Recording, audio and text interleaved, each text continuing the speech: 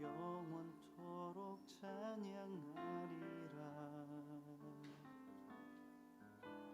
내 마음 다해 내 생명 다해 주의 사랑 노래하리라. 영원하신 주 신실하신 주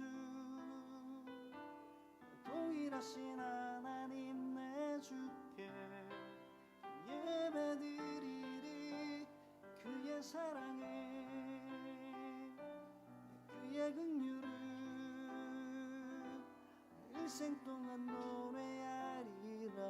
세상의 한가운데서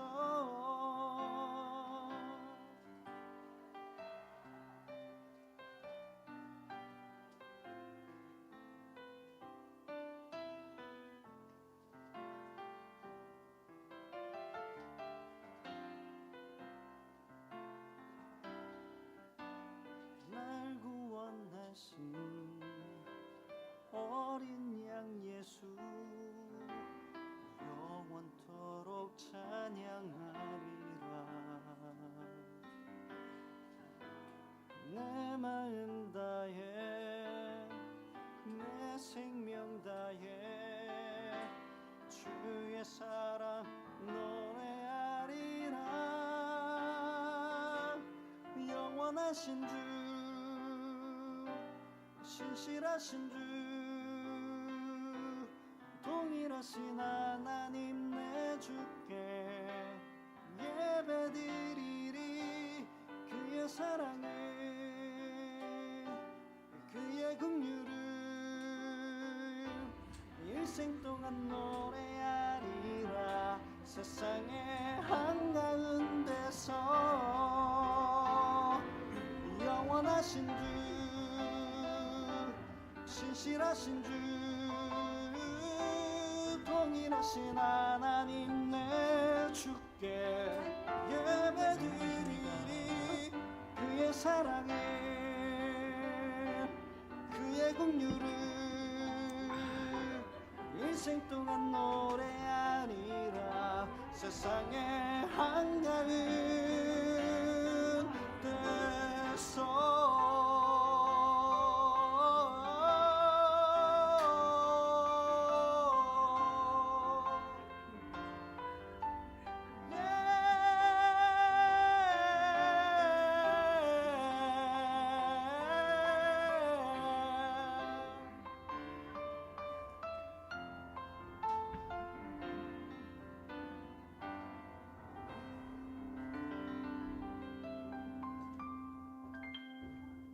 목사님이 아시는 분이세요? 뒤에 보시는 분이세요? 너를 쓰는 분이세요? 지난주에 연락하셨어.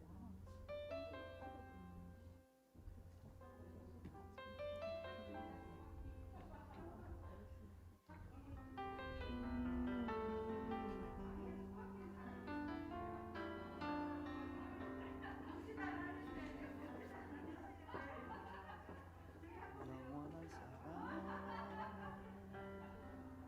영원한 사랑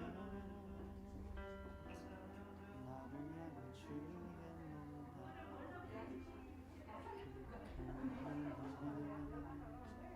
어린 양구여 나를 위해 흘리신 그 보혈의 죄를 씻어 주었네. 어서와. 영원한 사랑 영원한 생명 나를 향한 주의 놀라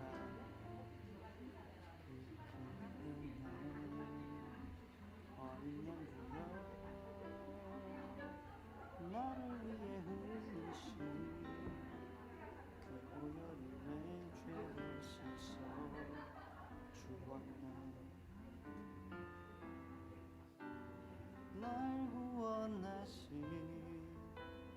어린 양 예수 영원토록 찬양하리라. 내 마음 다해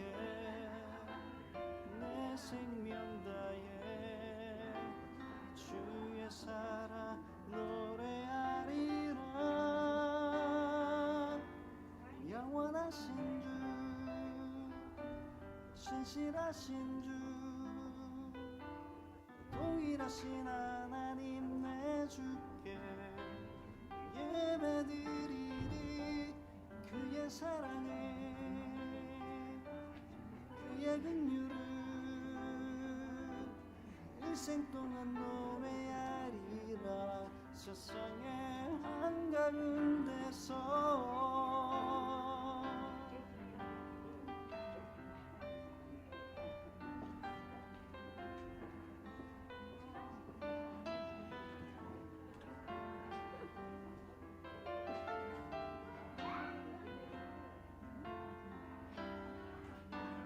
날 구원하신 어린 양 예수 영원토록 찬양하리라. 내 마음 다해 내 생명 다해 주의 사랑 노래하리라. 영원하신 주 신실하신 주 동일하신 하나님 내 주께 예배드리리. 그의 사랑을 그의 긍휼을 일생 동안 노래하리라. 세상의 한가운데서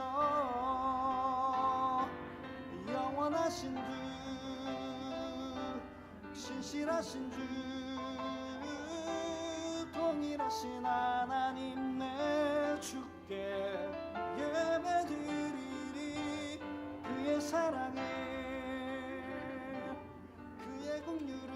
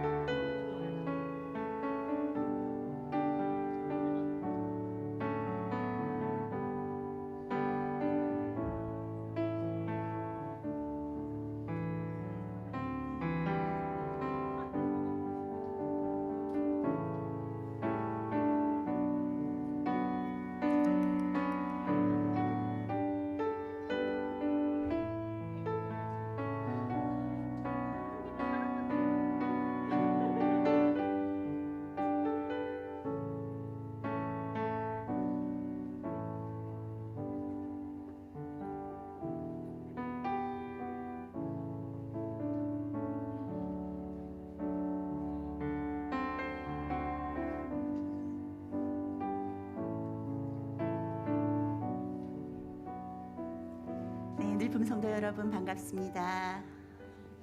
네, 오늘은 좀 유별나게 아이들 소리가 많이 들렸었어요. 예배 전에 여기저기서 시끄럽게 떠드는 소리들, 낄낄대는 소리들, 뛰어다니는 소리들이 많이 났었는데 아이들의 소리가 이렇게 왁작지껄해서 참 감사한 일입니다.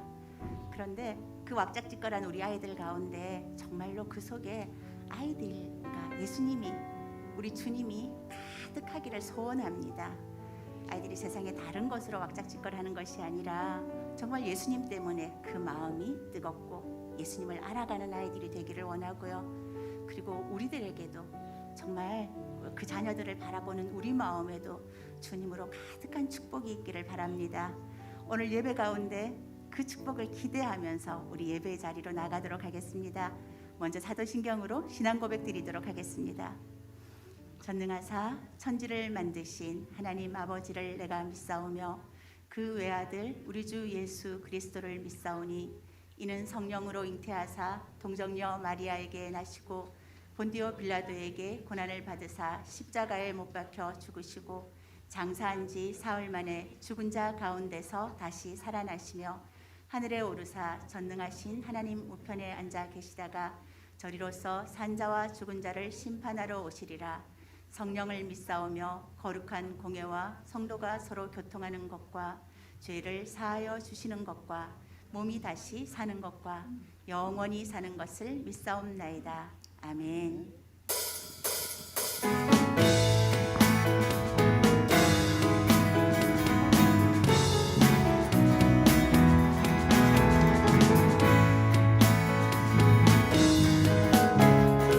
우리 다 같이 기쁨으로 노래할까요? 여호와를 즐거이 불러 기쁨으로 주께 나가리. 여호와 하나님 나 주의 백성 기르시는 양이라. 여호와를 즐거이 불러 기쁨으로 주께 나가리. 여호와 하나님 나 주의 백성 기르시는 양이라.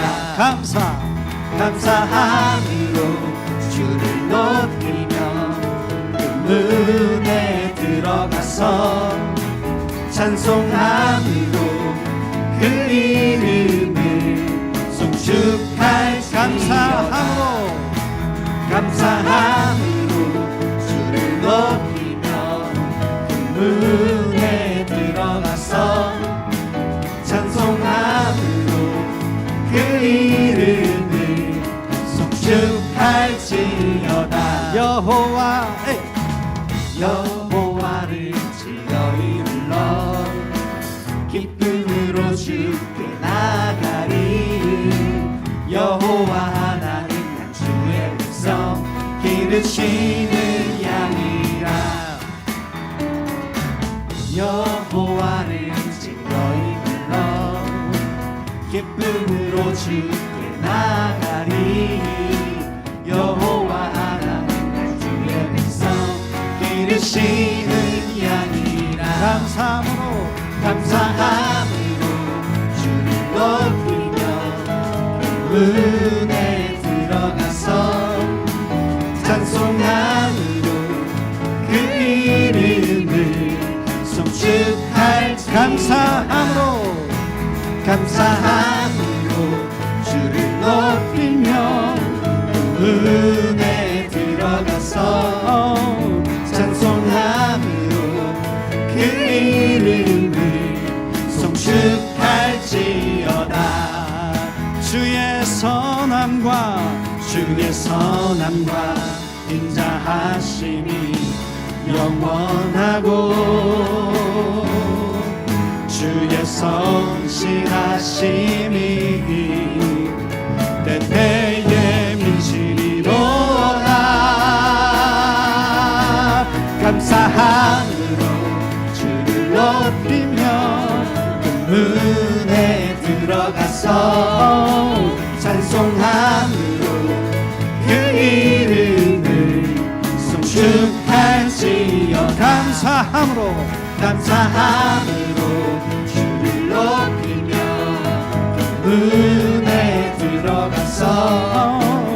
찬송함으로 그 이름을 송축할지어다 성축할지어다.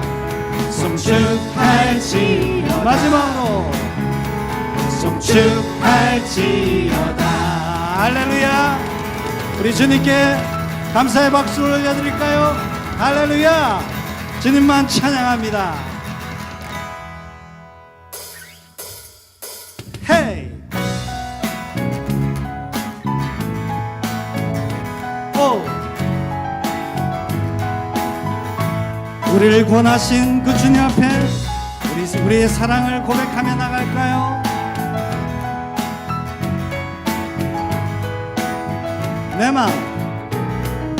내 마음을 가득 채운 주 향한 찬양과 사랑 어떻게 표현할 수 있나.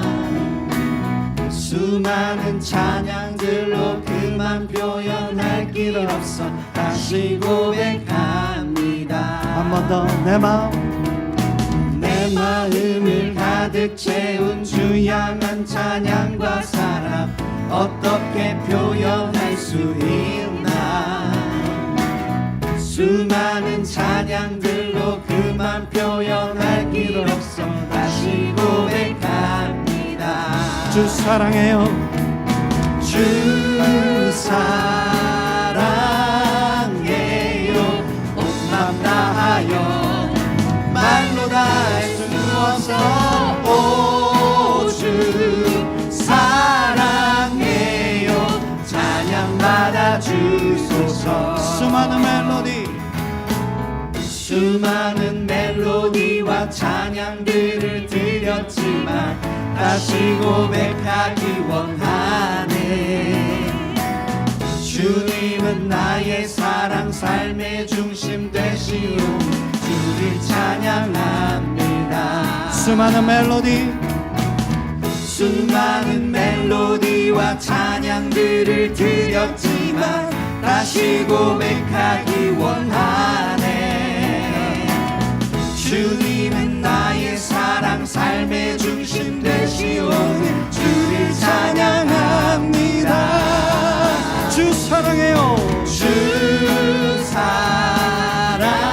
사랑해요. 온 맘 다하여 말로 다 할 수 없어. 오 주 사랑해요. 찬양 받아 주 사랑해요. 주 사랑해요. 온 맘 다하여 말로 다 할 수 없어. 오 주 사랑해요. 찬양 받아 주소서.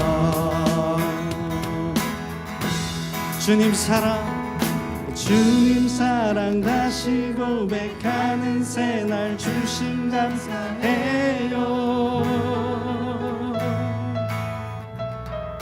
주님 사랑 다시 고백하는 찬양 주심 감사해요. 주님 사랑 다시 고백하는 새날 주심 감사해요. 주님 사랑 다시 고백하는 찬양 주심 감사해요. 주 사랑해요. 주 사랑해요. 온 맘 다하여 말로 다 할 수 없어. 오 주 사랑해요. 찬양 받아 주소서. 주 사랑해요. 주 사랑해요. 온 맘 다하여 말로 다 할 수 없어. 오 주 사랑해요. 찬양 받아 주소서. 우리의 찬양을 받기에 합당하신 주님, 그 주님께 영광의 박수 올려드립시다. 할렐루야.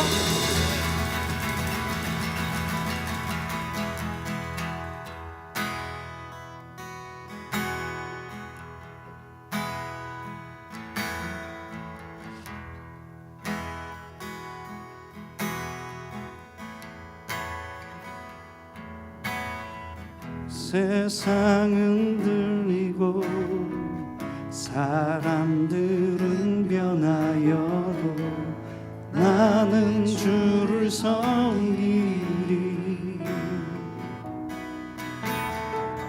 주님의 사랑은 영원히 변하지 않네. 나는 주를 신뢰해. 믿음은 들리고 믿음은 들리고 사람들 주를 떠나도 나는 주를 섬기리.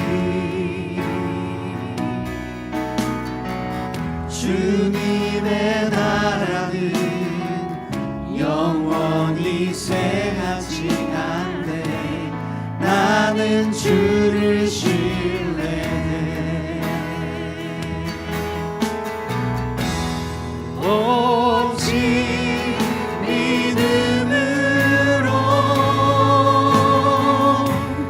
믿음으로 내가 살리라. 오직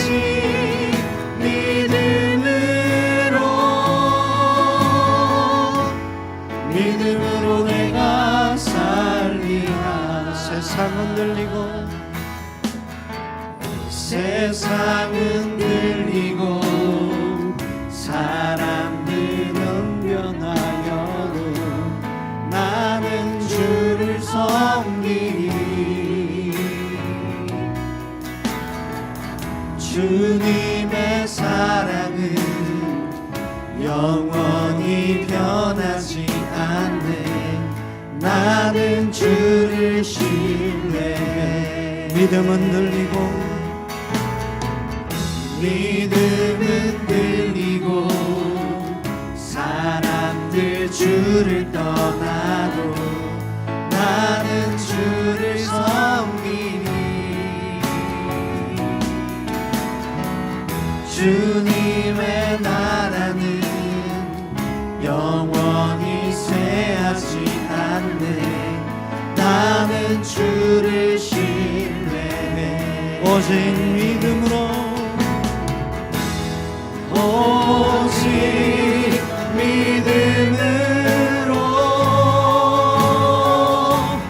믿음으로 내가 살리라. 오직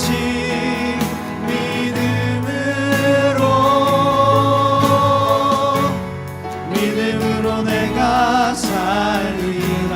오직 의인은 믿음으로 오직 의인은 믿음으로 말미암아 살리라. 오직 의인은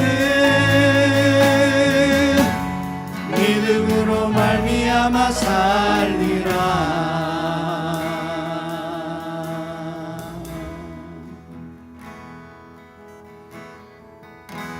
세상을 구원하기 위해 흘려야 할 피가 필요하다면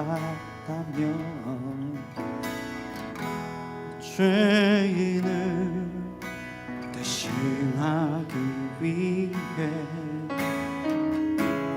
희생의 제물 필요하시다며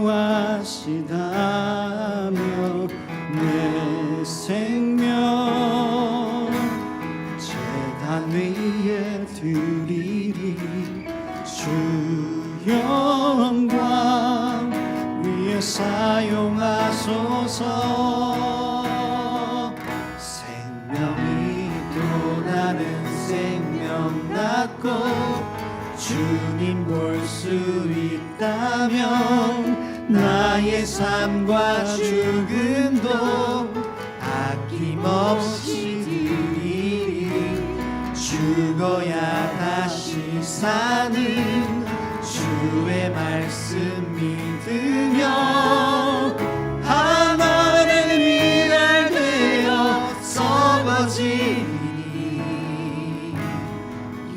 예수님처럼 살아가게 하소서. 길 잃어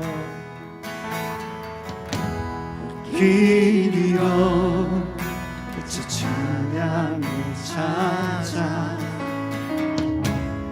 마음 상해 이리저리 헤매일 한 영혼 찾아봐하니 예수님 마음 내게 주옵소서. 십자가 온 세상 위한 빛의 눈물로 그 길 가게 하소서.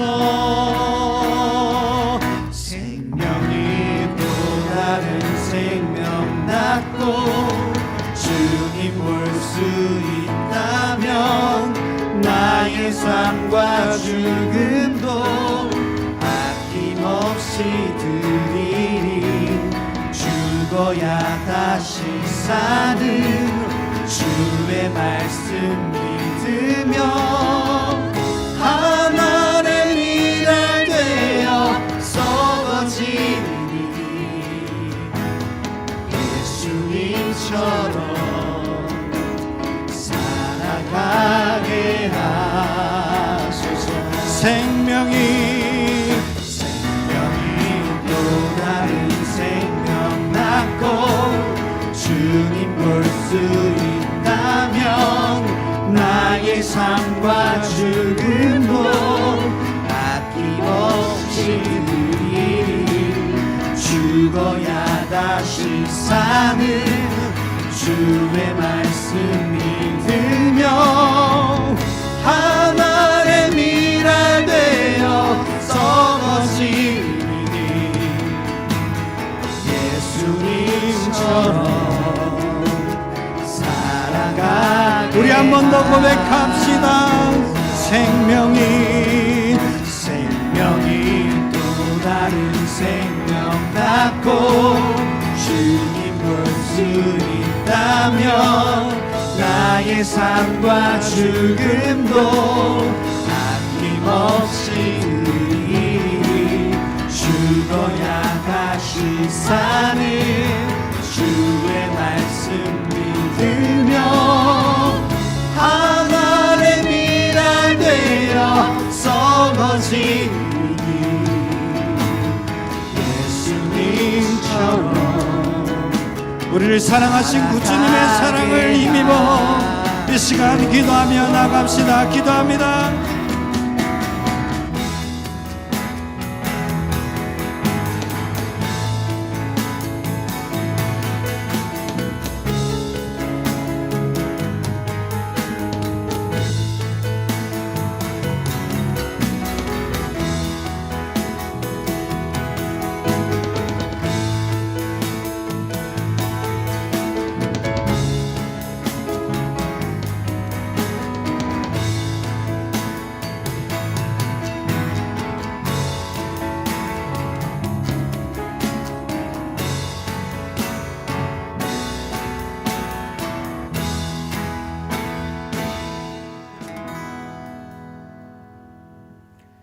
은혜가 많으신 하나님 아버지, 오늘 주일을 맞아 예배 자리에 있게 하심을 감사드립니다.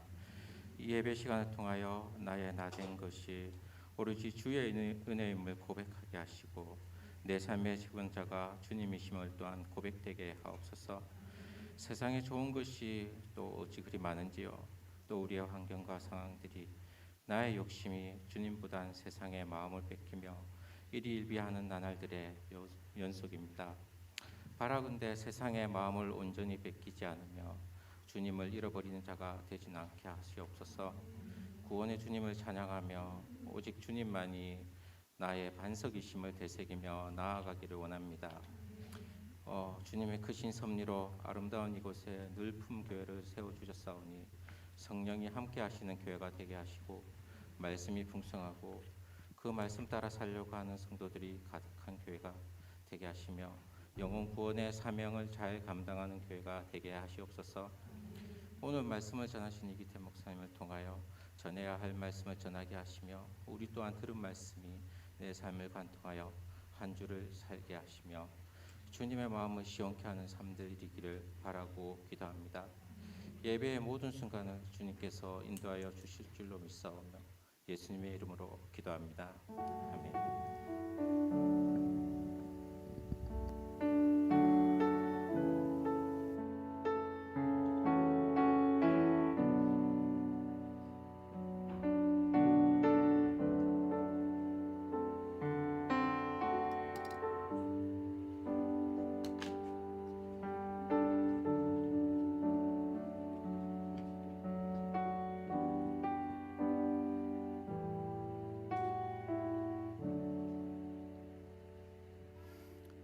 네, 광고 말씀 먼저 드리겠습니다. 우리 주보를 봐주시기를 부탁드립니다. 금주 안내와 우리 내주 안내 나가 있습니다. 예배를 기도로 섬겨주시고 또 청소로 교회를 섬겨주신 분들께 감사드립니다. 우리가 그동안 새가족을 별로 소개하지 않았는데 올해부터 우리 등록하신 새가족을 한번 소개해 볼까 합니다. 그동안 소개 못 받으신 분들 섭섭해하지 마시고요. 네, 우리 황지혜 집사님 우리 앞쪽에 계신데요. 안 일어서셔도 괜찮습니다. 네, 우리 앞쪽에 계신데요. 우리 오늘 교회 등록하셨습니다. 마을은 윤술 마을인데요. 우리 윤술 마을에서 많이 사랑하고 또 챙겨주시기를 부탁드립니다.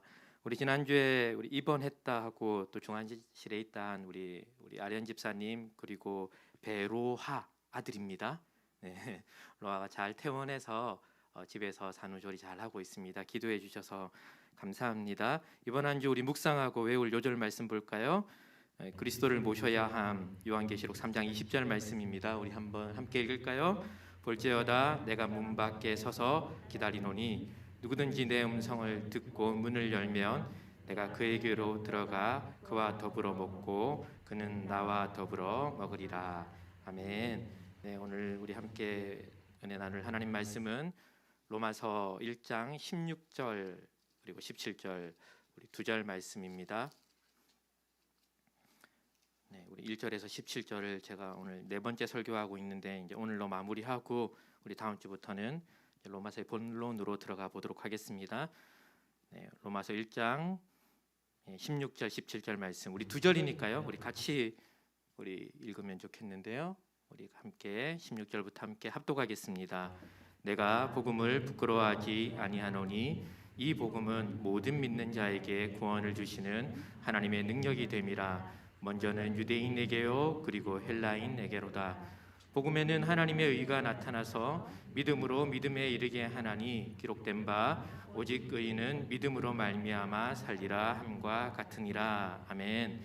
네, 오늘 우리가 읽은 이 두 절의 말씀은 흔히 로마서의 전체 주제다라고도 불리는 부분입니다. 물론 어떤 주장이든지 모든 사람이 100% 동의하는 것은 없기에 이 부분이 로마서의 전체 주제가 아니라고 말하는 분들도 있지만 그럼에도 불구하고 이 16절과 17절에서 다루는 여러 주제들은 로마서뿐 아니라 이 바울이 신약 성경의 한 절반 정도를 썼거든요. 신약 성경이 몇 권이죠? 27권 중에 13권, 만약 히브리서까지 포함하면 14권 이렇게 될 겁니다. 이 바울이 쓴 신약 성경의 절반 정도 되는 이 바울 서신을 이해하는데 매우 중요한 것임을 부인하는 사람은 없습니다. 그러니까 16절, 17절에서 다루고 있는 이 주제들은 로마서뿐만 아니라 바울 서신 전체를 이해하는데 굉장히 중요한 주제다 이렇게 말할 수 있는 것이죠. 그래서 우리 이 두 구절에 어떤 내용이 있는지 다시 한번 좀 주의를 기울여서 읽어볼까요? 16절을 보겠습니다. 내가 복음을 부끄러워하지 아니하노니 이 복음은 모든 믿는 자에게 구원을 주시는 하나님의 능력이 됨이다라고 얘기하고 있습니다. 복음은 모든 믿는 자에게 구원을 주시는 하나님의 능력이다. 성도에게 이보다 더 중요한 주제는 없을 것 같아요. 17절 보겠습니다. 복음에는 하나님의 의가 나타나서 믿음으로 믿음에 이르게 하나니 기록된 바 오직 의인은 믿음으로 말미암아 살리라. 복음에는 하나님의 의가 나타나고 이 하나님의 의는 믿음과 아주 밀접한 관계가 있다는 것을 이 17절을 알려주고 있습니다.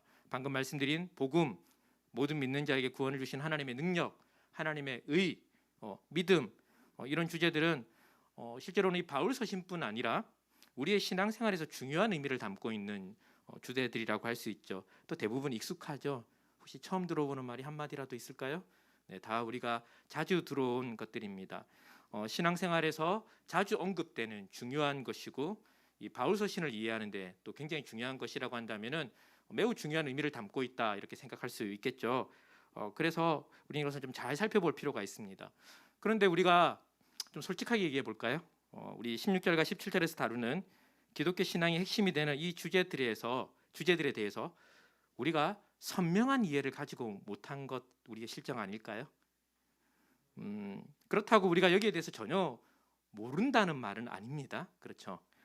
중요한 것이라는 것도 알고 있고 나름의 이해도 가지고 있습니다. 하지만 그 우리의 이해라는 것이 어떤 분명한 성경적인 사실에 근거했다기보다는 요즘 유행하는 말로 우린 다 그걸 느낌적인 느낌으로 알고 있습니다. 그죠? 그게 그럴 정도의 느낌이다 정도로 우리는 알고 있는 경우가 많죠. 그래서 막상 당신이 믿고 있는 그 기독교 진리가 무엇입니까? 라고 물어봤을 때 그것을 설명하려고 하거나 내지는 이 기독교 진리를 나의 삶의 구체적인 상황에 적용하려고 할 때 우리는 어려움을 느끼게 되는 것 같아요. 그런데 신앙생활에서 우리가 믿는다고 말하는 그 내용에 대해서 잘 알지 못한 채 그 가지는 확신, 믿음만큼 실제로 위험한 것이 없습니다. 신앙생활에서 우리가 분명히 믿고 있잖아요. 확신을 가지고 있잖아요. 근데 그 내용에 대해서 잘 알지 못한 채 믿는 것만큼 신앙생활에서 위험이 없다는 것이죠. 이것이 위험한 이유는 이런 겁니다. 우리의 믿음이라는 것이 완벽할 수 없는 것이기에 신앙생활을 하는 내내 수정되고 깊어지고 성숙되어져 가야 하는데 그 내용을 모른 채 가지고 있는 확신은 깊어지고 새로워지기가 굉장히 어렵다는 것입니다. 사람은 모두 자신이 알고 있고 믿고 있는 것이 수정되어야 한다는 것에 대한 불편함을 가지고 있어요. 요즘 애들 말로 지적질을 당하는 게 이제 불편한 것이죠. 이것은 타고난 것 같아요. 저는 이것이 죄성의 일부라고 생각합니다. 여러분, 죄라는 것이 하나님 자리에 내가 앉는 것 아닙니까?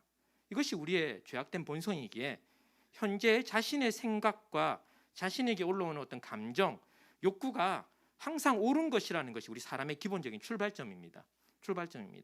그리고 이것은 신앙생활에도 적용돼요. 무슨 말이냐면요, 신앙생활을 시작할 때 처음 가지게 된 경험, 지식들이 내 신앙의 기준이 되는 경우가 많더라는 것이죠. 놀라운 것 아닙니까? 은혜라는 것은 실제 하나님께로 받는 거잖아요. 근데 하나님께 받았는데 그 받고 나면 그것이 누구의 기준이 됩니까? 나의 기준이 딱 되어버리는 것이죠. 저를 포함해서 모든 그리스도인이 그런 것 같아요. 내가 경험한 것, 내가 처음 알았던 것이 기준이 되어서 모든 것을 판단하는 것이죠. 그래서 성경이 가르쳐주는 믿음이 무엇인지를 아는 것은 굉장히 중요합니다. 무슨 얘기냐면요, 성경이 말하는 기준과 내가 경험한 지식, 내가 경험한 것들, 나의 죄성과 결합되어서 가지고 있는 확신과 믿음의 차이를 우리는 발견해야 합니다. 차이를 발견해야 돼요. 그래서 그 하나님의 말씀을 따라서 변해가야 하는 것이죠. 하나님의 뜻을 알고 그 뜻을 나의 믿음과 확신으로 가져가는 과정은 쉽지 않거든요. 우리 죄악된 본성 때문에. 근데 그것을 해나가는 것이 결국은 성숙이고 성장이고 신앙생활인데, 아까 말씀드린 대로 내용을 알지 못하면 수정할 재주가 그리 많지 않은 겁니다. 그냥 이렇게 계속 감정을 따라서 믿고 있으면 수정하기가 쉽지 않은 것이죠. 로마서 1장 16절과 17절에서 다루는 주제는 말씀드린 대로 로마서를 이해하는 데도 굉장히 중요할 뿐 아니라 우리가 기준으로 가져야 하는 기독교 진리의 어떤 핵심이라고 할 수 있어요. 그래서 이것을 잘 알아야지만 결국 우리가 뭐 할 수 있을까요? 성숙하고 성장할 수 있는 중요한 어떤 근거를 마련하게 되는 것이죠. 오늘은 그래서 이 두 구절을 좀 집중적으로 살펴보려고 합니다. 먼저 우리는 그동안 우리가 쭉 읽어왔던 이 문맥을 따라서 16절과 17절의 내용을 한번 먼저 살펴보려고 합니다. 16절은 바울이 앞서 10절에서 15절부터 밝혔던 자신이 로마 교회에 방문하기를 갈망했던 이유가 16절에 나옵니다. 그러니까 15절 볼까요? 로마서 1장 15절. 그러므로 나는 할 수 있는 대로 로마에 있는 너희에게 복음 전하기를 원한다라고 말을 하고 있잖아요. 16절은 왜 자기가 이렇게 갈망했는지 이유를 알려주는 겁니다. 여러분, 우리가 살펴봤지만 로마 교회는 바울이 한 번도 방문해 본 적이 없는 교회라고 했습니다. 그러니까 이미 누군가에 의해서 복음이 전해졌고 교회가 제법 견고하게 세워졌던 곳이 로마 교회입니다. 그래서 바울은 굉장히 조심스럽게 교회를 방문하고 싶다는 마음을 이렇게 내비칩니다. 우리가 지난 2주 전에 봤던 내용이죠. 하지만 그 조심스러움 안에 복음을 그곳에서 전하고 다른 이방 지역과 마찬가지로 이 로마에서도 복음의 열매를 맺고 싶다는 뜨거운 마음은 그 안에 담겨 있었거든요. 로마 교회의 구체적인 상황을 모르기 때문에 자신이 갔을 때 어떤 신령한 은사를 구체적으로 줘야 되는지 모르고 그런 상황이지만 그럼에도 불구하고 자신은 복음을 통해서 그들을 경고하게 하고 그곳에서 열매를 맺고 싶어 하는 그 로마 교회를 방문하고 싶은 마음을 밝혀왔던 것이죠. 우리 1장 10절부터 한번 볼까요? 굉장히 선명합니다. 어떻게 하든지 이제 내가 하나님의 뜻 안에서 뭐라고요? 너희에게로 나아갈 좋은 길 얻기를 원한다고 얘기합니다. 11절 보면 내가 너희 보기를 간절히 원하는 것은 이유가 뭡니까? 어떤 신령한 은사, 뭘 줘야 될지 몰라요. 하지만 신령한 은사를 주어서 너희를 경고하게 하고 싶은 것입니다. 13절 가볼까요? 형제들아 내가 여러 번 너희에게 가고자 한 것을 너희가 모르기를 원하지 아니하노니 이는 너희 중에서도 다른 이방인 중에서와 같이 뭐라고요? 열매를 맺게 하려는 마음이 있다는 것이죠. 14절 헬라인이나 야만이나 지혜 있는 자나 어리석은 자나 내가 다 빚진 자라고 얘기하고요. 15절 같이 읽어볼까요? 그러므로 나는 할 수 있는 대로. 여러분 바울의 마음이 느껴지십니까? 계속 가고 싶은 거예요. 우리는 여기서 이 복음에 대한 바울의 헌신, 이 복음이 바울에게 얼마나 중요한 것인지 뭐 이렇게 표현해도 되겠죠. 바울이 복음에 얼마나 깊이 빠져 있는가를 우리는 이 구절에서 알 수 있습니다. 바울의 생각이 어떤 겁니까? 내가 어떻게 하면 로마 교회에 가서 한번 이렇게 복음을 전할 수 있을까? 그들에게 가서 복음을 전하면 분명히 그들의 삶에 필요한 어떤 신령한 은사들을 내가 전할 수 있을 텐데 복음이 그런 것이기. 내가 복음을 전하기만 하면 그들 가운데서도 복음의 열매를 맺게 될 것인데 내가 이거 어떻게 좀 하면 갈 수 있을까라는 고민을 하고 있잖아요. 여러분 생각해 보십시오. 로마 교회는 바울을 부르지 않았습니다. 자신을 부르지 않았어요.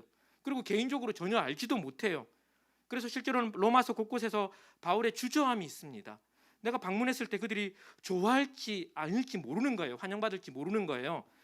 게다가 바울은 남의 터 위에 집을 짓지 않는다고 했잖아요. 자신의 신념과도 맞지 않음에도 불구하고 그는 이 로마에 가서 복음 전하기를 원하는 그 깊은 열망에 사로잡혀 있는 겁니다. 우리 이것을 어떻게 설명해야 할까요? 어떻게 이해해야 할까요? 이것은 바울에게 그 복음이라는 것이 삶 속에 깊숙이 경험되고 있고 그래서 그것이 그의 삶에 가장 중요한 의미가 되어 있다는 것 외에는 별로 설명할 길이 없는 것 같습니다. 우리가 이미 본 로마서 1장 1절에서 이것이 잘 드러났잖아요. 예수 그리스도의 종 바울은 사도로 부르심을 받아 하나님의 복음을 위하여 택정함을 받았다라고 얘기합니다. 바울이 자신을 누구라고 말합니까? 예수 그리스도의 노예라고 말하잖아요. 바울은 자유자입니다. 정확하게 표현할까요? 그는 자랑스러운 로마 시민입니다. 로마가 세계를 다 지배하고 있었기 때문에 자랑스러운 로마 시민인데 스스로를 뭐라고 얘기합니까? 나는 그리스도의 노예다라고 말하는 것에 주저함이 없습니다. 하나님의 복음을 위해서 택정함을 입었다라고 말하잖아요. 우리 기억나십니까? 이 택정함은 성경 여러 곳에서 자신이 태어나기 이전의 시점의 사건을 가리키는 것이라고 했습니다. 여러분 이게 무슨 말일까요? 무슨 말일까요? 나는 태어나기 이전에 복음을 위해서 택정함을 입었다. 무슨 말입니까? 지금 자신이 예수 그리스도의 노예로 하나님의 복음을 위해서 사는 것이 자신의 삶에 갑자기 이것이 뭐가 치고 들어와서 이상한 방향으로 자신의 삶이 끌려간다는 것이 아닙니다. 무슨 얘기입니까? 처음부터 그에게 주어진 삶이라는 거예요. 이게. 그러니까 자신은 원래 자리로 원래 사명으로 돌아갔다라고 지금 자신의 삶을 표현하고 있는 겁니다. 그래서 바울은 16절에 가면 자신은 복음을 부끄러워하지 않는다라고 표현을 하고 있죠. 내가 복음을 부끄러워하지 아니하노니. 여러분 지금도 복음은 사람들에게 환영받지 못하는 것이지만 바울이 복음을 전할 때 복음에 대한 반대와 비아냥거림은 굉장히 직접적인 것이었습니다. 고린도전서 1장에 이런 말씀이 있잖아요. 십자가에 못 박히신 그리스도는 유대인들에게는 거리끼는 것이요 이방인들에게는 이전 성경의 헬라인들에게는 미련한 것이라고 했습니다. 유대인들에게 예수님께서 죽으신 십자가는 저주의 상징입니다. 유대인들은 메시아를 기다렸잖아요. 구원자를 기다렸잖아요. 근데 그들에게 구원자 메시아는 능력과 승리를 가져오는 존재인데 십자가의 죽음 어떤 겁니까? 수치스러운 패배고 실패자가 맞이할 결말일 뿐입니다. 그것이 유대인들이 예수님의 삶에서 내리는 평가였습니다. 복음에 대한 평가죠. 헬라인 즉 그 그리스인들이잖아요. 여러분 그 수많은 그 철학자들이 어디서 나왔습니까? 이 그리스에서 나왔잖아요. 이들에게 봤을 때 십자가에 잡혀서 죽는 것은 어리석은 겁니다. 어떻게 해서든지 살아남아야지. 왜 죽습니까? 승리를 위해서, 다른 사람을 구원하기 위해서 죽는 행동은 그들의 지혜로, 상식으로 봤을 때는 죄송합니다, 미친 짓입니다. 정신 나간 짓인 것이죠. 그래서 이 복음을 믿고 전하는 사람은 하나님을 믿는 공동체, 즉 유대인 공동체에서 따돌림을 당하고 또 세상에서는, 헬라 세계에서는 어리석은 자로 부끄러움을 당해야 했습니다. 바울 당시에 이렇게 직접적인 핍박과 수치가 있었던 것이죠. 여러분, 오늘은 어떻습니까? 우리에게 복음 때문에 이런 직접적인 핍박은 없지만, 제가 어렸을 때만 해도 교회 간다 그러면 성경책이 집에서 찢어지고 뭐 이런 일들이 있었는데요. 이제는 없습니다. 이런 직접적인 핍박은 없지만, 그렇다고 오늘날 우리가 경험하는 이 복음에 대한 불편한 정서가 결코 직접적인 핍박보다 약한 것은 아닌 것 같습니다. 저는 좀 심각하다고 생각하는데요. 교회 안에서 이 일이 좀 일어난다고 생각합니다. 교회와 성도들은 더 이상 피 묻은 그리스도의 십자가를 가장 귀한 것으로 여기는 것 같지 않습니다. 복음이, 그러니까 그리스도의 죽음과 부활이 우리에게 구원을 주시는 것이라는 것을 알고 있지만, 그 복음이 내 삶의 전부가 되는 것을 우리는 특별한 현상으로 여겨요. 당연한 것이 아닌 거예요. 내 삶에 그런 일이 일어나는 것을 정상적인 삶으로 여기지 않습니다. 복음이 내 삶의 전부가 되는 것, 이거 정상적이지 않은 거예요. 이미 우리 교회 안에 이렇게 그리스도가 삶의 전부가 되는 것을 이상하게 여기는 이 그리스도인들을 보면서 세상은 복음을 별거 아닌 것으로 생각합니다. 예수를 믿는다고 말하지만 예수 믿는 것이 무엇인지 모른 채 세상을 쫓아가는 우리의 신앙을 저들은 가볍게 여깁니다. 예수를 믿는다고 말하지만 그들이 좋아하는 것을 똑같이 좋아하고, 그들이 사는 방식을 똑같이 취하면서 똑같은 욕심과 똑같은 욕망 속에서 똑같은 죄를 범하면서도 아무렇지도 않게 사는 우리를 보면서 우리가 믿는 복음을 하찮은 것으로, 아무런 능력 없는 허상으로 여기고 비웃는 것이죠. 바울은 어떻습니까? 바울은 복음 때문에 같은 하나님을 믿었던 유대인들로부터 변절자라고 멸시당했고, 그가 가지는 좋은 조건들이 있잖아요. 그 좋은 길들을 마다하고 복음을 따르는 그를 향해 미쳤다라고 세상이 조롱함에도 불구하고 그는 이 복음을 따라 사는 것을 부끄럽게 여기지 않았습니다. 부끄럽게 여기지 않았습니다. 바울은 그리스도의 종이 되어서 사는 삶, 하나님의 복음을 위하여 택정함을 받은 사는 삶을 실패자로 여기지 않았고, 세상이 복음을 따르는 것을 어리석은 것이라고 실패자라고 말하지만 그는 자신의 삶을 실패자로 여기지 않았고 이 복음을 부끄러워하지 않았습니다. 여러분, 그 이유가 무엇입니까? 1장 16절을 다시 볼까요? 내가 복음을 부끄러워하지 아니하노니, 같이 읽어보겠습니다. 이 복음은 모든 믿는 자에게 구원을 주시는 하나님의 능력입니다. 복음은 모든 믿는 자에게 구원을 주시는 하나님의 능력입니다. 그러니까 바울에게 복음은 능력입니다. 능력입니다. 여러분, 세상에는 여러 종류의 능력들이 있죠. 지금도 우리는 어떤 종류의 능력을 가지기 위해서 노력하고 있습니다. 그죠? 그리고 그 능력이 있을 때 우리는 편안함을 느끼고, 능력이 있을 때 우리는 여유를 느끼죠. 반대로 능력이 없을 때 우리는 불안해합니다. 불안해합니다. 근데 바울에게 무엇이 능력이었습니까? 복음이 능력이었습니다. 그러니까 복음은 바울을 자신만만한 사람으로 만들고 있는 것이죠. 바울에게 이 능력이라는 것은 특별히 하나님과 관련된 것입니다. 바울은 구약 성경에 능한 사람인데요. 구약 성경에서 하나님의 능력이라는 것은 자기 백성을 인도하시기도 하고, 필요하다면은 그 백성을 징계하는 하나님의 성품과 관련이 있었거든요. 그러니까 바울은 복음을 통해서 자신에게 이 하나님, 이 인격적인 하나님께서, 그 일을 행하시는 하나님께서 지금 나에게 능력이 된다라고 말을 하고 있습니다. 본문도 정확하게 그렇게 표현하죠. 다시 한번 보면요, 이 복음은 모든 믿는 자의 구원을 주시는 누구의 능력이라고요? 하나님의 능력이다라고 이야기를 하고 있습니다. 즉 복음을 통해서 그는 이 세상을 주관하시는, 이 세상을 자신의 뜻대로 이끌어 가시는 그 하나님을 능력으로 가지고 있는 것이죠. 특별히 구원하는 능력이라고 말하고 있습니다. 여러분, 구원은 무엇입니까? 구원도 능력과 마찬가지로 일반적인 의미로 다 사용되죠. 뭡니까? 어떤 어려움에서 우리를 건져내는 것을 구원이라고 얘기하잖아요. 그래서 세상에는 수많은 구원들이 있습니다. 여러분, 어떤 구원이 필요하지 않습니까? 너무 고상합니까? 네, 당장 이렇게 그죠? 막아야 되는 것들, 해결해야 되는 것들, 다 우리는 그것으로부터 구원이 필요한 존재들 아닙니까? 근데 바울은 이 구원이라는 단어를 성경에서 항상 영적으로 사용합니다. 즉 우리의 인생이 마지막에 심판과 죽음이라는 위험에서 구하는 것을 구원이라고 말하고요. 조금 더 가면은 실제로 오늘 우리의 삶에 영적인 것이 충족되는 것 그것을 구원이라고 말하는 것. 결국에는 우리가 하나님의 영광에 동참하는 자로 변해가는 그 모든 것을 바울은 구원이라고 말하고 있습니다. 그러니까 바울에게 복음은 우리를 영적으로 구원하는, 우리를 영원한 생명의 삶으로 끝까지 이끄는 하나님의 능력인 겁니다. 그는 이 복음을 가지고 자신만만해하고 그것을 세상의 여러 다른 능력과 마찬가지로 자신의 삶을 견디게 만드는, 자신을 안정하게 만드는 능력이라고 말을 하고 있는 것입니다. 여러분, 저와 여러분에게 주어진 복음이 이런 능력입니다. 네, 특별히 본문에 이렇게 얘기하죠. 모든 믿는 자에게 즉 차별 없이 하나님께서 능력을 주시는 것이 바로 복음인 것이죠. 우리는 이 복음을 통해서 하나님의 능력을 힘입어 살고 있습니다.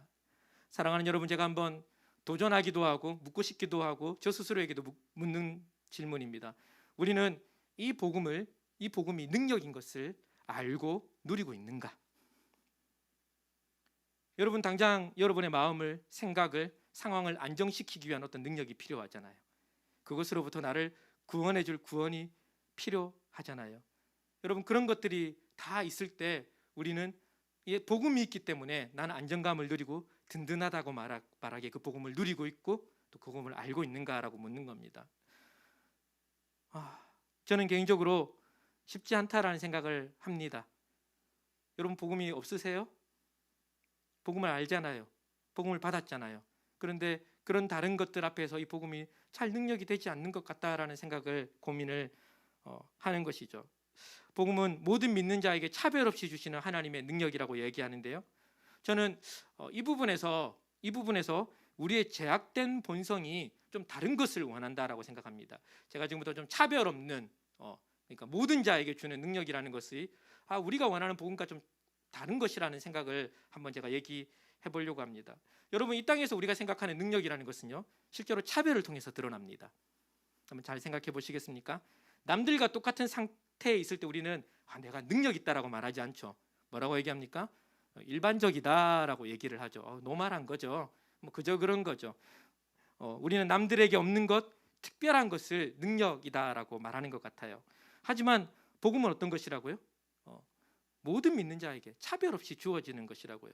그래서 우리는 이 복음의 능력이 선뜻 이해되거나 잘 받아들여지지 않는 것 같아요.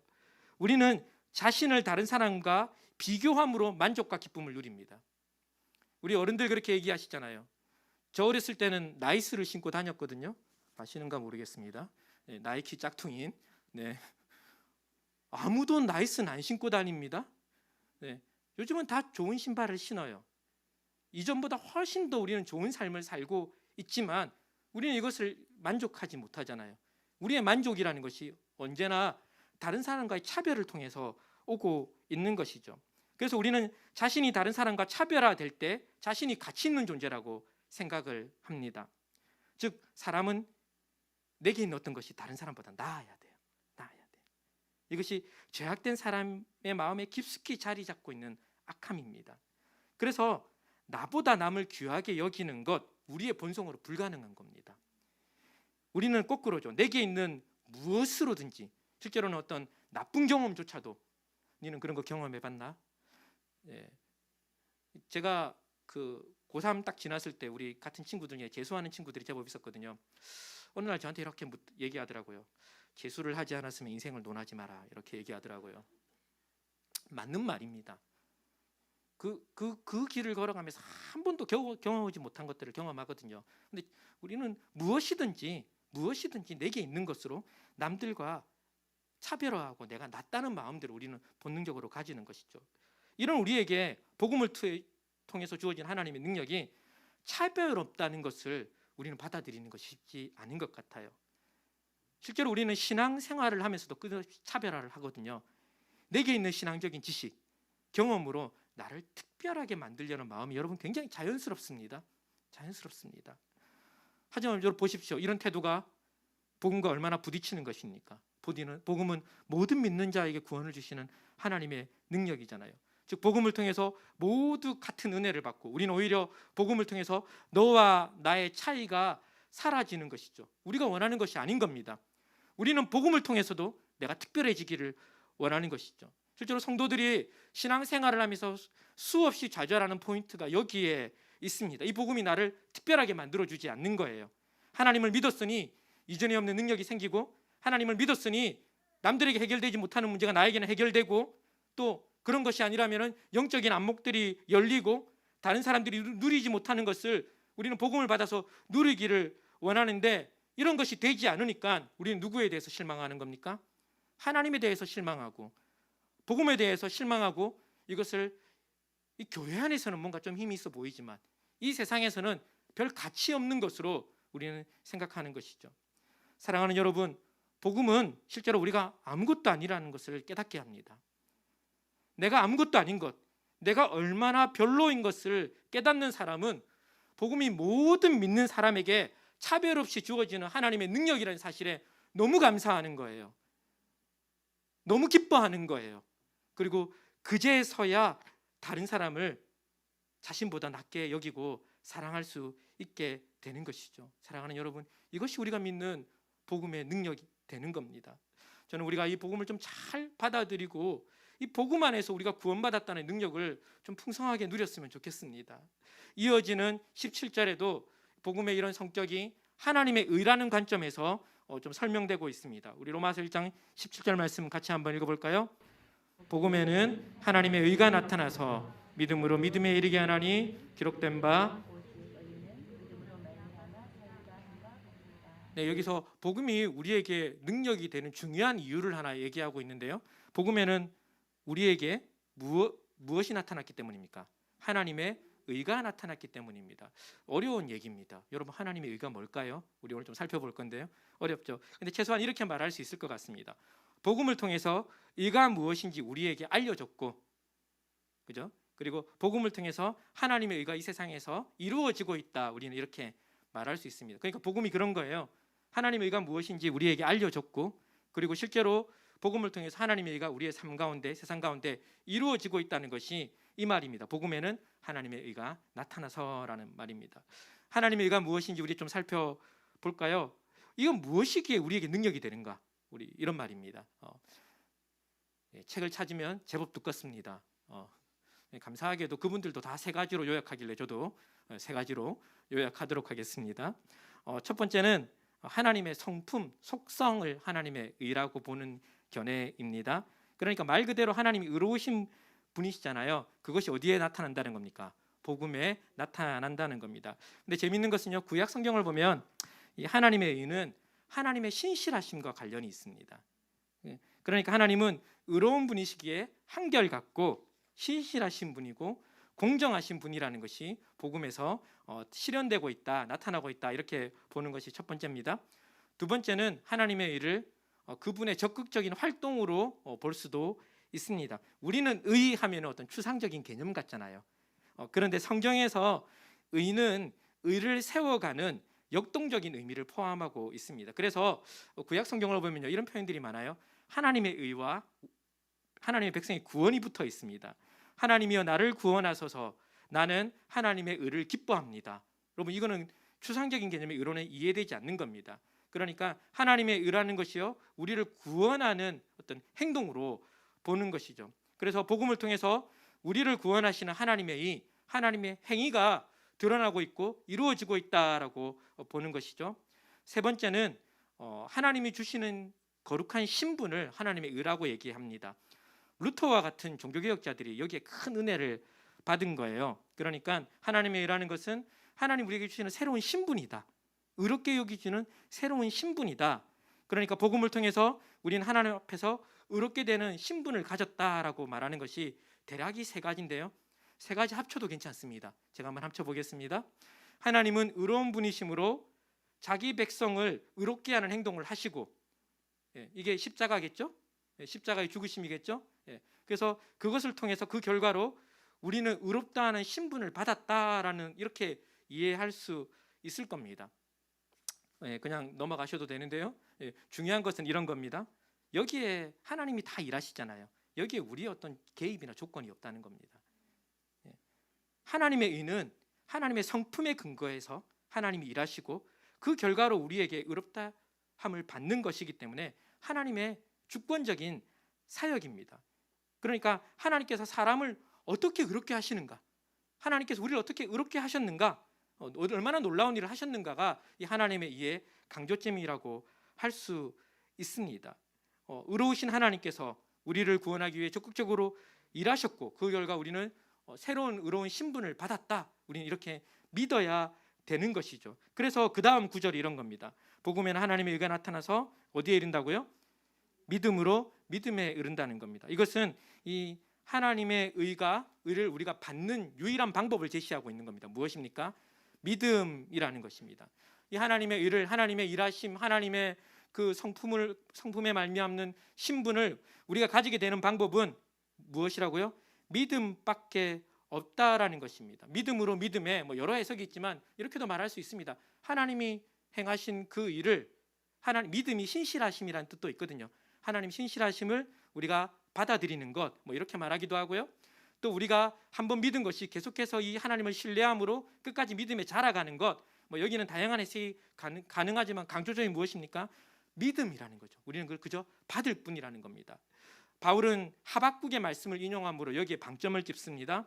다시 한번 보면요, 오직 기록된 바 오직 의인은 믿음으로 말미암아 살리라 함과 같다라고 이야기를 하고 있습니다.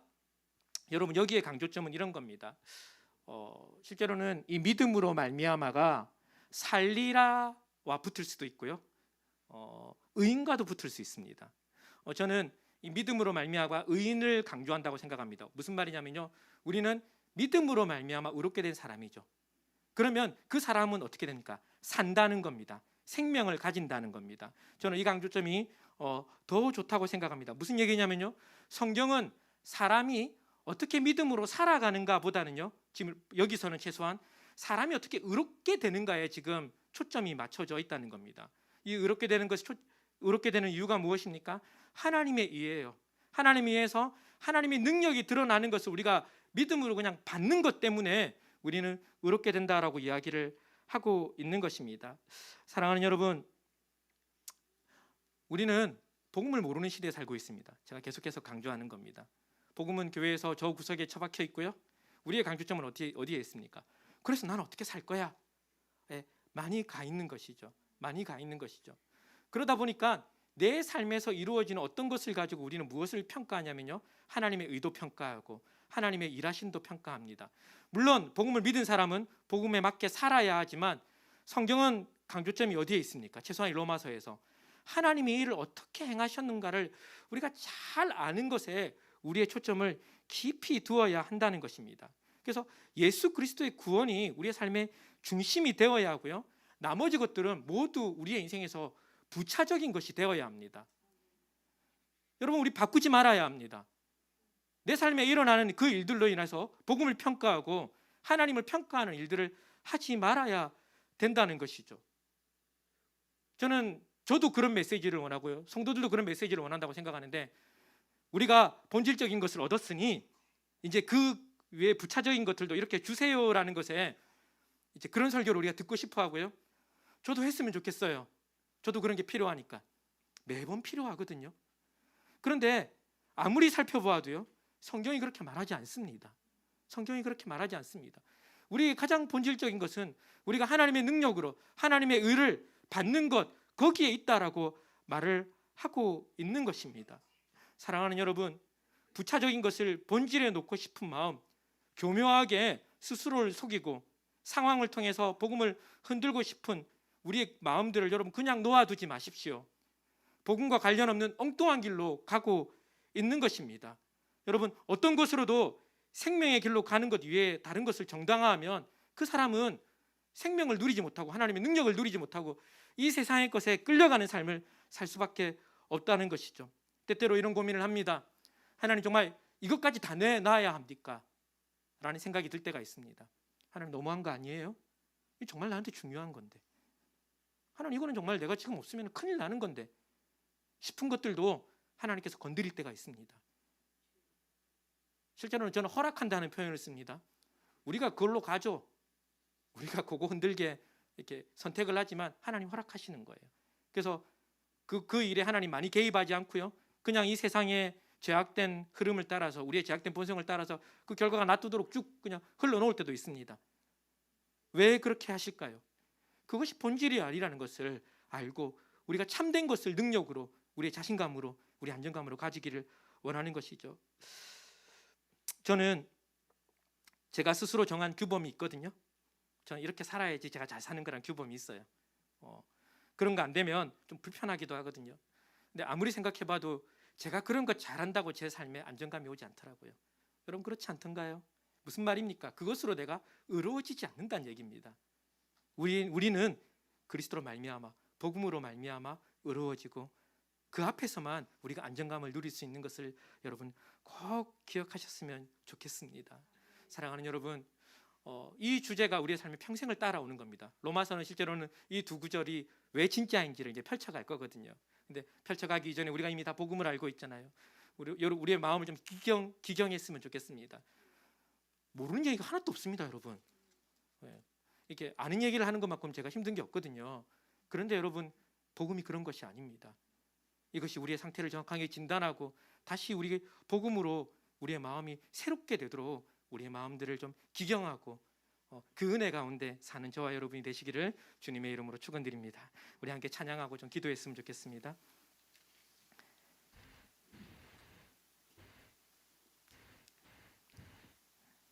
우리 세상 흔들리고 사람들 변화여도 우리 함께 찬양할 건데요.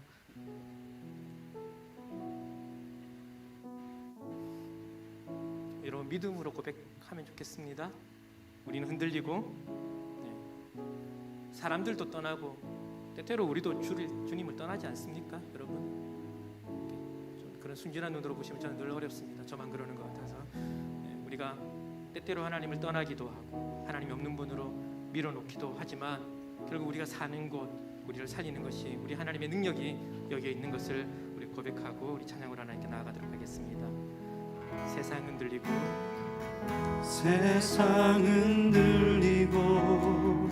사람들은 변하여도 나는 주를 섬기리. 아멘. 주님의 사랑은 영원히 변하지 않네. 주님의 사랑은 영원히 변하지 않네. 나는 주를 신뢰해. 믿음 흔들리고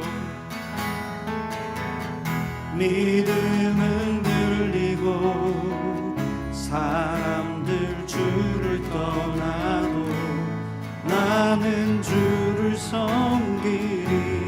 주님의 나라는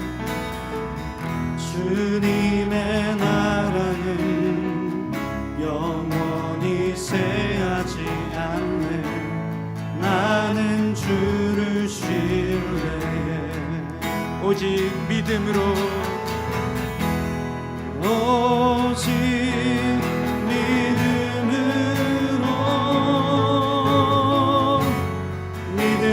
내가 살리라. 오직 믿음으로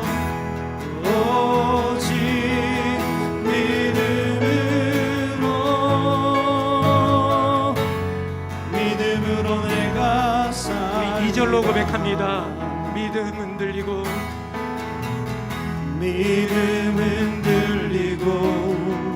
사람들 주를 떠나도 나는 주를 섬기리.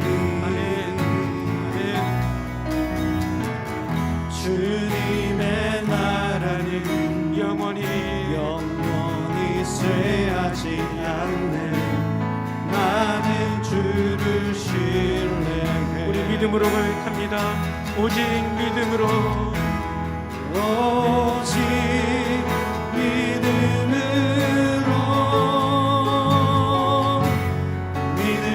내가 살리라.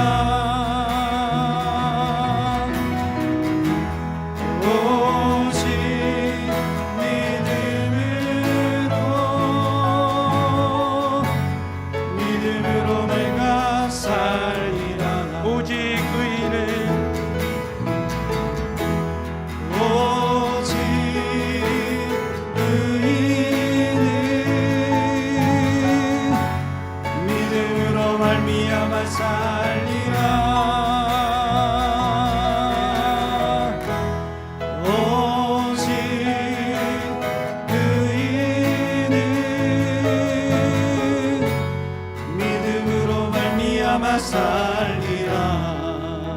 사랑하는 여러분, 우리의 믿음은 내 안에 있는 어떤 것으로 정의하는 것이 아닙니다.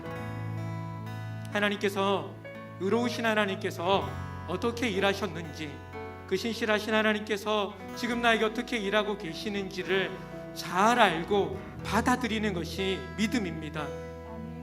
여러분, 여기에 우리의 싸움이 있습니다.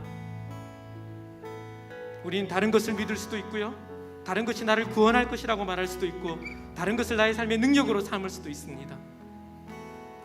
세상은 이 길이 괜찮은 길이라고 말하고 잘 사는 길이라고 말합니다. 바울이 말하는 것처럼 이 복음은 때때로 부끄러운 것입니다. 세상의 관점에서 봤을 때 부끄러운 것입니다.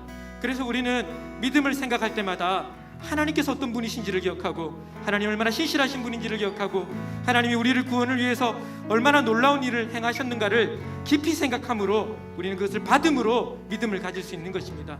그리고 우리는 이것으로 살고, 이것으로 기쁨을 누리고, 이것으로 정말 죽은 것 같이 사는 것이 아니라 정말 제대로 살아있는 것 같처럼, 세상이 다 삶이 퍽퍽하다고 말하고 괴롭다고 말할 때 이곳에서 생기 있게 살 수 있는 것이 여기에 있습니다. 우리 시간에 이 하나님을 바라보며 하나님 앞에 나아갔으면 좋겠습니다. 하나님, 그렇습니다. 우리가 믿음으로 고백했으면 좋겠고요, 우리의 연약함도 고백하고 우리 주님 앞에 우리의 마음을 드리며 우리의 결단을 드리며 이 시간 기도하며 나아가도록 하겠습니다. 기도하겠습니다. 하나님, 주님 앞에 나아갑니다. 하나님, 지난 한 주를 살면서 하나님, 제가 좌절했고 불안해했고, 하나님, 제가 필요로 했던 것들이 하나님 주님께 있지 아니하고 하나님 온통 하나님 세상에 있었던 것을 고백합니다. 하나님, 정확하게 하나님 내 삶에 하나님 내가 괜찮다고 여길 만한 것들이 없기 때문에 하나님 내가 어려워했던 것을 고백합니다. 하나님, 이 땅에 붙어있고 하나님 죄악에 붙어있던 나의 마음을 하늘로 들기를 원합니다. 하나님, 우리를 구원하기 위하여서 하나님 놀랍게 일하시는 그 하나님을 바라봄으로 말미암아 하나님 우리가 능력을 얻고 하나님 우리가 기쁨을 누리고 하나님 내 삶이 살아나는 것을 경험하기를 원합니다. 하나님, 오직 여기에만 우리의 삶이 있음을 고백합니다. 하나님, 여기에만 기쁨이 있음을 고백합니다.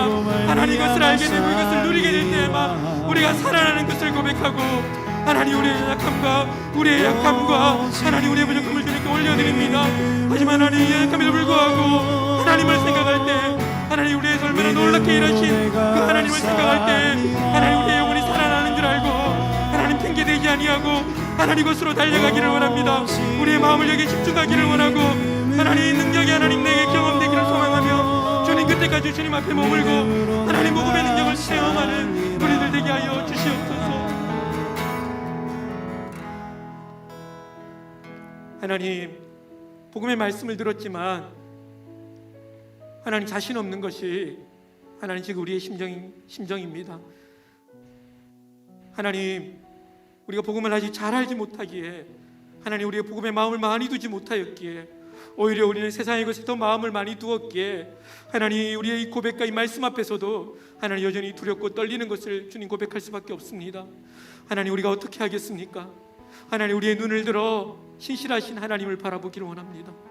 하나님, 예수 그리스도의 십자가를 통하여 드러난 그 하나님의 신실하심과 하나님의 일하심과 하나님께서 우리를 의롭다 하심, 하나님 거기에 우리의 마음을 두고 하나님 우리의 영혼을 그 앞에 이끌어 놓고 하나님 그 복음이 우리의 삶을 해석할 때까지 하나님 우리가 머물기를 결단하겠습니다.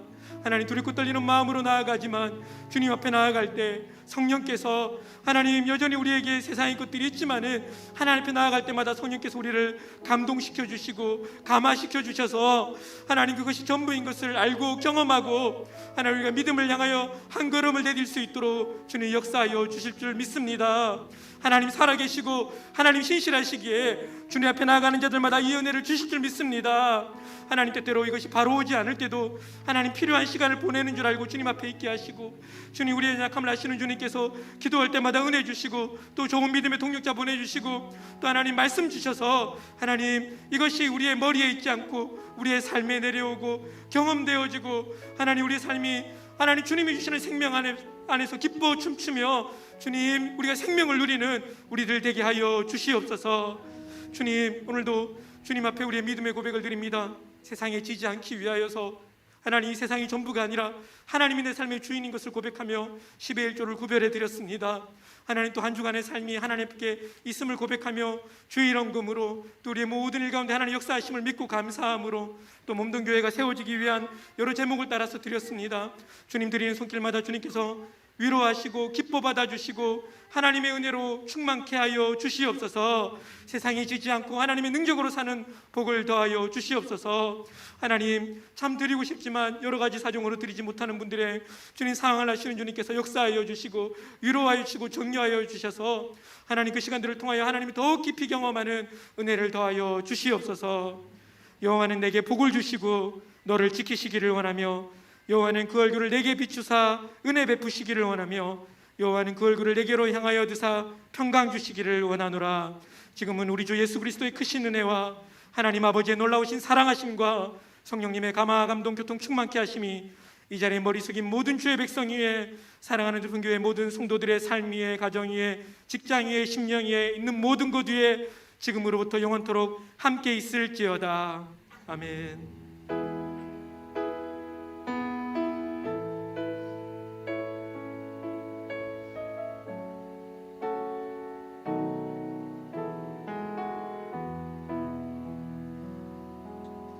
네, 감사합니다. 우리 옆에 분하고 한번 인사하실까요? 사랑합니다. 한번 인사하겠습니다. 자, 사랑합니다. 네, 우리 믿음의 교제 나누다가 돌아가시겠습니다.